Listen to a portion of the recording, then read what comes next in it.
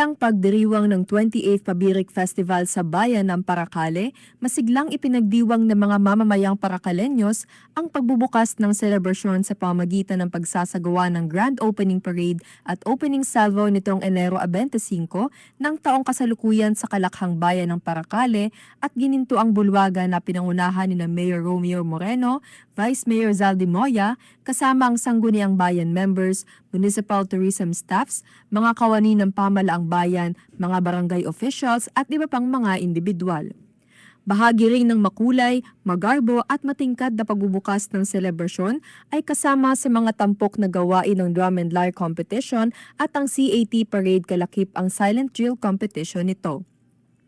Matapos ang mga nakakabilib na pagpapakita ng galing at talento, mga pagtatanghal ay kinilala at pinarangalan na overall champion ang Tulay na Lupa National High School sa CAT competition at Vincent's Pilot High School sa DLC competition.